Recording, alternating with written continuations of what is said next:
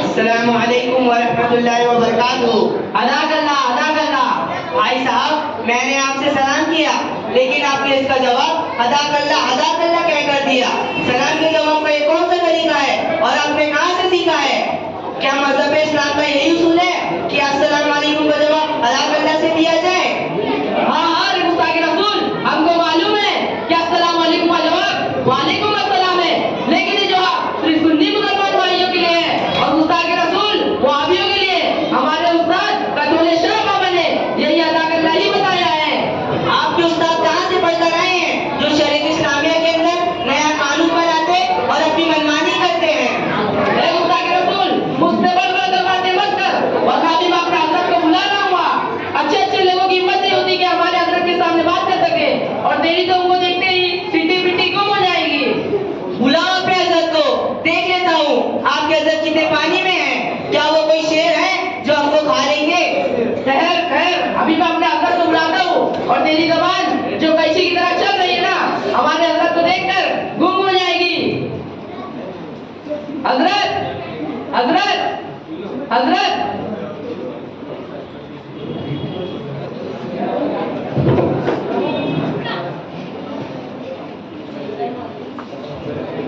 क्या बात है? क्यों आराम करने नहीं देता? कौन सी आफत आ गई जो इतनी जोर से चिल्ला रहा है?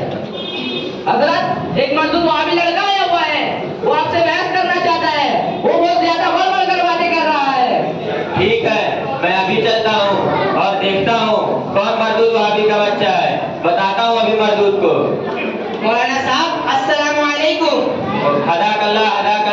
भाई साहब, मौलाना साहब, मैंने आपके मुरीद से और आपसे भी अस्सलामु अलैकुम कहा, लेकिन आप दोनों ने सलाम का जवाब अदा कल्ला कह कर दिया। क्या शरीयत का यही उसूल है? मजदूर वहाबी, ज्यादा बड़बड़ कर बातें ना कर। अस्सलाम वालेकुम का जवाब वालेकुम अस्सलाम ये सिर्फ सुन्नी मुसलमानों के लिए है, ना कि तुम जैसे मजदूर वहाबियों के लिए। ये शरीयत इस्लामिया और आला हजरत अजीमुल बरकत इमाम अहमद रजा का कानून है।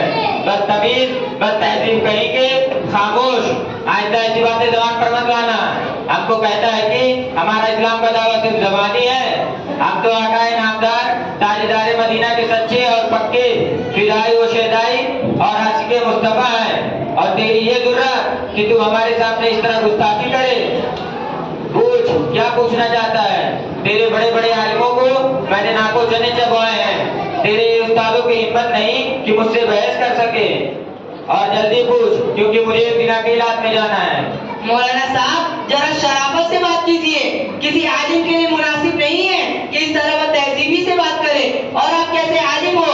प्यारे नबी के अहकाम और आपकी सुन्नत को टुकराते हुए अपनी मनमानी करके शरीयत इस्लामिया के अंदर नई चीजें शामिल करके बहुत बड़े दीन के ठेकेदार बने हुए हैं। आपके मुसलमान होने का दावा सिर्फ जुबानी है। मैं समझता हूँ कि आपके अंदर इस्लाम की पूरब नहीं पाई जाती है। मौलाना साहब, आप मीलाद में जा रहे हैं। मैं कोई सवाल करने से पहले यही कहूँगा कि आप मुझे भी अपने साथ मीलाद में ले चले। आपको मालूम हो रहा है कि तुम धीरे धीरे राह रात पर आ रहे हो, इसलिए मीलाद में चलने के लिए राजी हो गए हो। अच्छा ठीक है, लेकिन वहाँ चलकर उल्टी सीधी बातें ना करना और ना कोई बहस मुबाहिसा, समझे कि नहीं? हजरत, ये वो उन नहीं जिसे छूटे खाए। आप काम तैयारी में ना रहे।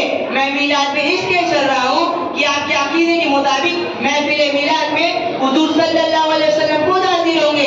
इसलिए मैं आपसे कोई सवाल पूछने के बजाय मैं खुद क्यों ना प्यारे नबी सल्लल्लाहु अलैहि वसल्लम से मुलाकात का शर्फ हासिल कर लूं और बहुत सी बातों की जानकारी हासिल कर लूं। गुस्ताख कहेंगे, क्या हमारे आका सल्लल्लाहु अलैहि वसल्लम तुम जैसे मर्दों के सामने आएंगे?